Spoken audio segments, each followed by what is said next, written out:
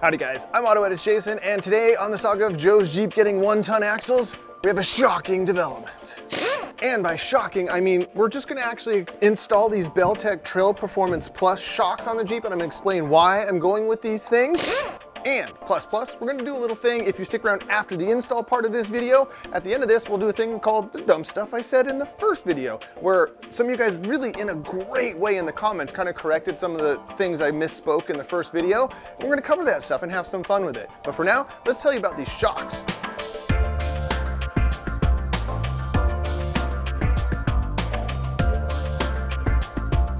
Now, before we get these thrown on Joe's Jeep, here's the quick rundown of why I like these shocks and sought these out for this project. I had just got back about a month or so ago from, I'm a freelance video guy, as some of you guys know, and I was shooting some stuff for Belltech out in Moab for their thing they had called a tailgate takeover. And I met the dudes, liked what I saw and just like the philosophy of them. Now, Belltech is in the industry for a long time. They've been doing truck stuff, high performance stuff. The parent company KW is well known in like the very high performance shock and suspension world. So they're relatively new coming into the Jeep market, but their experience in shocks and suspension is really, really deep. And that's kind of one of the things I was intrigued by, but then meeting the guys and seeing the passion, seeing the enthusiasm for the off-road market and how they're applying that deep pool of resources and technology and knowledge to this stuff really intrigued me.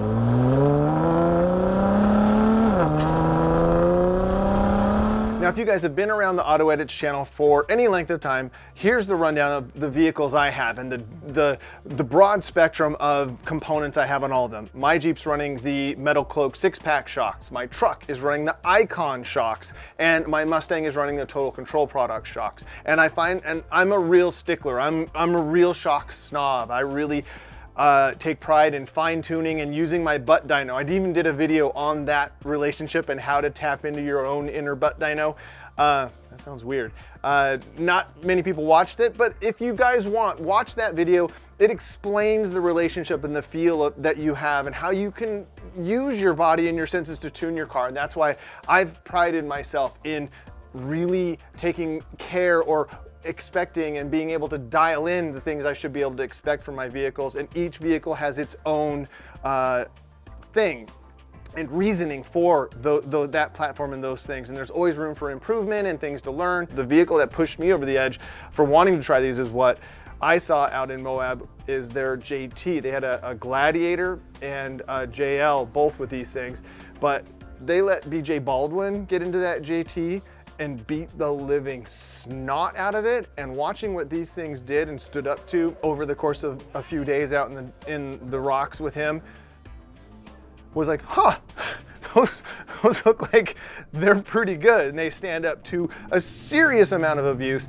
and delivered and didn't ever falter. And to have a guy like him get out of the truck and go, huh, I'm impressed with those, says a lot. And to me, that's what I respect, was being able to actually pick the brain of these guys and pick the brain of a pro driver like that. And that's what I'm really looking forward to, is really dialing these things in. Now, these are positioned as the higher end. They have a Trail Performance shock, which intrigued me. I drove their F-150 that had the Trail Performance shocks out on that shoot, and I was blown away. I actually thought it had these on it, so I was asking one of the engineers, I was like, guys, what the heck are the shocks on this thing? This thing shouldn't ride this good. It had their 6-inch lift kit, and you know, everything just so tuned together that the thing rode phenomenal. And it was just the regular Trail Performance shocks, no adjustability. I think they're $60 a piece shocks. I mean, it's insane how good those shocks were for the price point. And then you jump up to these with the full adjustability. Now, you may notice these aren't external reservoir shocks, and that would be also in this level family of shocks. The Fox 2.0s I took off of here had reservoirs. As a dude, I think that's cool looking, but what they do to accommodate, to add that level of performance without that extra packaging, that's the problem with having reservoirs, is they have to live somewhere. And on this Jeep, actually one of the shocks that I pulled off had a broken line because it had pinched itself inside the shock tower. So that's kind of one of the problems. Now, the way Belltech gets around that with engineering on these shocks is that they offer the larger shock shaft larger, slightly larger bodies with more volume of oil inside there. So they make up for those things. And then you have this really convenient package, no reservoir. I like that. I'm intrigued to see how this does. So between meeting the dudes that design these things right here in California, even though they're made in Germany, and watching the performance and watching these things take a beating out in the field, it's why I sought them out for this project. I'm really stoked to be able to try this out on Joe's Jeep, and we're gonna put it through its paces, and we'll see. We'll give them a go. Now, before we install the shocks on this thing, now's a good moment to kind of demonstrate how much shocks, what they do for your rig. We have the Jeep sprung under its own weight and sitting under the jack stands, and now no shocks in this thing at all. Watch what happens when you bounce it.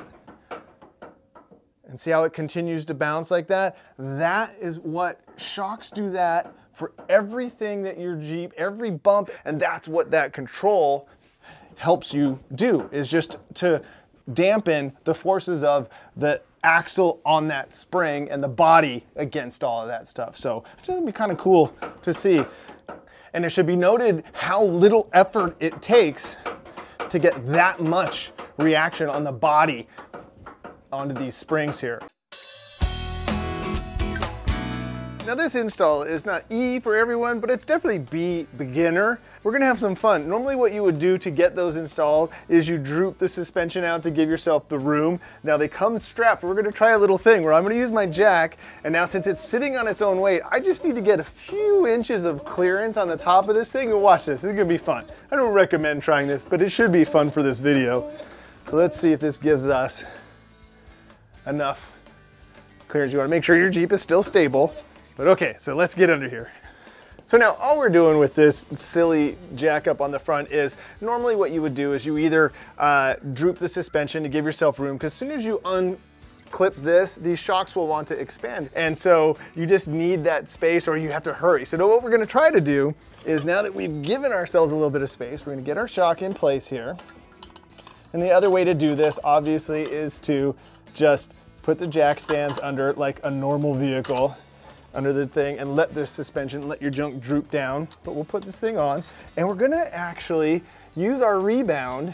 We're gonna actually put the Rebound dampening adjustment to the test, and we're gonna make it as slow as possible. We're gonna just adjust the Rebound all the way to the plus. Now it has 18 clicks of Rebound, 12 clicks, I think, on the compression side. So that's a lot of adjustment. I got a bushing here. So the goal is see if it goes slow enough to where I could cut it, get the cap off, get our bushing and washer in place before it grows into the shock tower hole here. So you guys ready? I'm ready. And here we go. Oh, we got it. It worked. It wasn't pretty, but that worked. All right, so you might as well have a little bit of fun. That is pretty cool. All right, so now what I'm gonna do is I'm gonna back that off. The clicks are really, these knobs are actually really nice. They feel high end. I like that when you get a top tier product that it feels that way. So I've lost count because I already started talking. So full would be 18. So we'll go back down. I'm gonna go, so 9 would be halfway. I'm gonna go back down 8 and just start at 10. So we'll go 1, 2, 3, 4, 5, 6, 7, 8. So that'll be 10. We'll do that on the other side. I have the compression at right in the middle right now. And we'll start from there. Then we'll just, while we're here, we'll get our top bushings on. You might as well have fun with this, right? And then it comes with, the kit comes with 2 nuts for the top here. Giggle. That you would jam nut these things together, but for now we'll just get that captured so it doesn't go anywhere. If you guys remember in that first video on this thing where I was telling you that many of the things were over tightened and installed incorrectly, The shock bolts were so tight. Now this is not an East Coast Jeep, and because of rust, this was so over tightened. You can see this old shock bolt down here is bent, and then when I tried to remove the nut, it just snapped this thing. That was the only way I can get it off. And this nut you can see is warped as well from just being over tightened. There's no need for that. The lower shock bolt on these things goes to 56 foot-pounds. And I'm not gonna tighten that until I set the Jeep back down on its own weight. The funny thing is that I've used this ARB jack more times here in the garage, even though it says right here on it, do not use as a tool. But I've broken beads on the Jeep more than once, and look how handy it has come in. Now, yeah, you could do this with your high lift jack, but is it as safe and as easy and cool? No, definitely not. So there we go.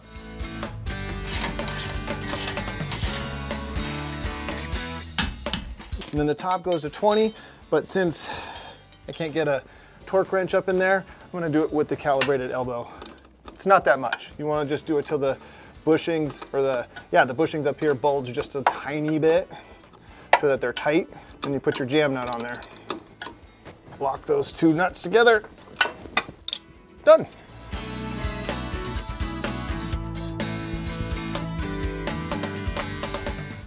So we're gonna try the same thing in the back, so I'm gonna hang the top first with the stock bolts in the stock location, which makes this kind of nice. I'm just gonna buzz these down just snug, not tight yet. I'm gonna set the adjuster, the plus minus on the inside. Since there's gonna be a giant tire here, it's gonna be easier just to look underneath and adjust it from the inside. So there you go, a little pro tip there. So that means, and then the logo will be on the inside instead of like looking sweet on the outside. But so then there we go. We got this set up. We got our bolt set up and ready to rock. And free wheelie. Oh, look at how slow that goes. I'm sitting here waiting for it. Woo! Yeah, that's kind of fun. Hey, if you can't have fun with this stuff, what's the point? Now I'll probably trim this bolt down here. It's a little bit long, but again, I had to acquire new stuff because of having all of the stock stuff kind of roached up on here. But boom, there you go.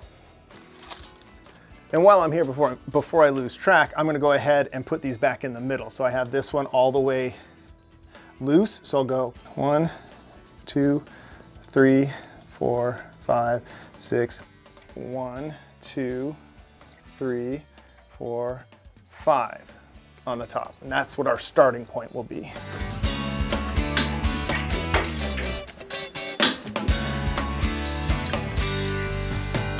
Now, since we can't test drive it and I can't show you the exact performance, but let me just show you the difference right now in that same test with no dampers on, and like I'm having to give her the beans, and there's zero body roll afterwards, and that's just exactly what shocks do. And the ability to be able to fine tune that is gonna be a lot of fun, and it's gonna really just make this thing, because this project, you know, this is one of the things I wanna share with you guys, is gonna just avalanche into a million little things. That's something that I'm learning by the comments already, that when you can have something like this that stacks the deck in your favor of a measure of control into this landslide of a project, that's a fun thing. So pretty cool, right?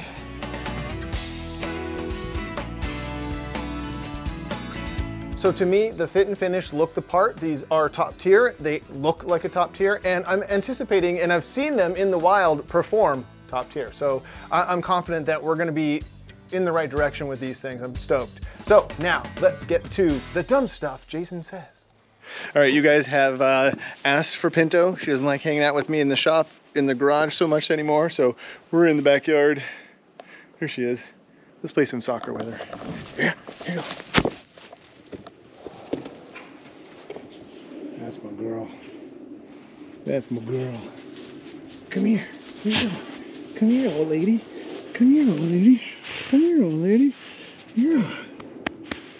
All right, so now that we're done with the actual heavy lifting, or any actual work, it's time to talk about some of the stuff that, since I'm not gonna ever pretend, I do this all the time, that I'm a professional at this. I'm just a YouTuber, and I'm learning like you guys. I know a bunch, and I learn a bunch as I go along. Now, I think that I'm really blessed with a bunch of commenters that the internet could be a really really scary place. Now here I have the computer up and we're going to try a new thing here. You guys let me know if you like this or not, but because you guys for the most part are just amazing people to interact with, and it's one of the rewards of doing these YouTube videos, is that you guys are really cool about the way you can correct or whatever. A lot of times you can get people get behind the keyboard and they attack when you see something wrong. So let's correct some of the things. I called it the dumb thing said. I don't need to go that far, but here's some of the stuff that I said in that first video. Now remember, this is my first time working on 1-ton axles on a Jeep. Let's get going. So here's some of the things that I want to cover and correct, here in these videos, and applaud you to the YouTube viewers on my channel, for the most part, are amazingly constructive about correcting or giving me data. And that's the exchange of knowledge that I love here. Okay, first off, let's go to this one. Robert Nelson says, I believe you, if you break a Dana 44 axle, the wheel won't fall off. D35 with clips will, I believe. Now, see how cool that is? Now, he's right, and I did misspeak a little bit. Now, that's just one of those things, you get the camera running, you say it, and it's close enough, but here's what I meant by that. A Dana 44 is very much like a Ford 9-inch, is something I'm really familiar with, where the bearing is pressed onto the axle, and then there's a little small plate that holds it in place. Now, if you can picture this, the load bearing is on the axle flange and the bearing, and then the axle goes into the center carrier and then is balanced there. So if you have a break here, then you will get this. So what I meant is that the potential is that it will completely do some damage to the outer flange of your axle. It's not good. So that's my point by that, but Robert Nelson, good on you for pointing that out in such a cool way instead of going, you idiot, blah, blah, blah. So I love that. Let's keep that going on this channel. Next up is these axles are not stock JK width. I don't know how to say that. Benny Toig, I don't know. He actually gave me the 65.5 inch.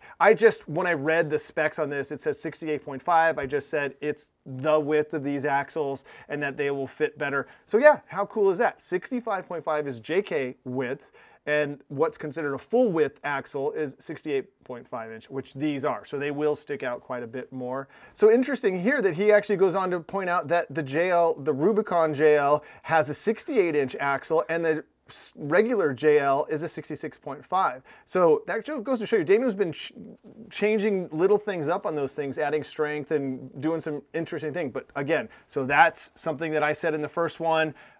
Good, great, solid correction there. Now, here's a quick thing I want to admit to.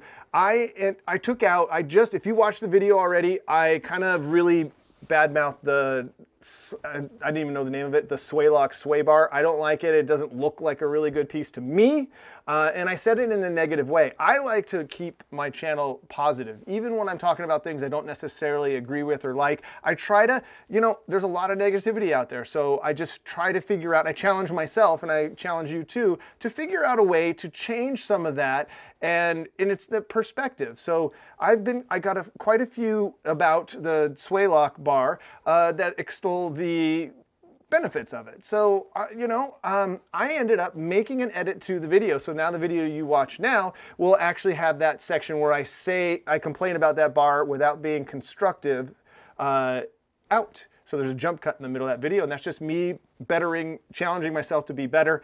I'm still not a fan yet, but I'm way more open to it now, and because of such really good input here about people running it and how they run it and what they recommend. So Idiocracy now, great way to help out with that. Another one from Jeep about that, about the Swaylock. The Eaton E-Locker, somebody just helping me out. Winch Parts just saying, hey, make sure you put a diode in there for that. Apex Predator, you've been around here for a long time, thank you. Another Swaylock thing. Here you go, another David Cooper. Thank you for this amazing in-depth review of what he went through to get his 60s on. And that's something that this series is actually, I'm seeing. What this install is turning into is an even bigger avalanche of systems that needed to be upgraded that affect other systems that you don't even see coming. What I cut out for time on that one was when I was talking about the brakes, is that I don't know how the stock master cylinder is supposed to run those brakes. And according to David it won't. So that's another thing that you never see coming, and no one ever puts it in any of the literature, that you have to change the master cylinder, which is a pain, royal pain in the butt on these things. So those are the things that are going to be coming up.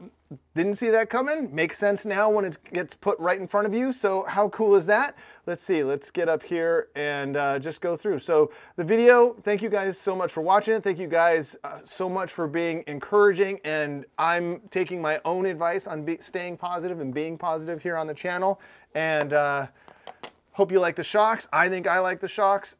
Next up, let's do drive shafts. And then maybe we'll do the bead locks and the tires, get it on the ground, and then we'll figure out that steering. The steering's gonna be a big one too, and then we'll just keep dinking away at this, and then we got all the other projects here on the channel. So if you made it this far into the video, thank you so much. This one's for you. Remember, enjoy your drive, subscribe, keep checking back, hit the notifications if you haven't. Sometimes people get lost, but thank you guys so much. I appreciate it. We'll keep digging away. Now it's time to watch cat videos on Reddit for a while.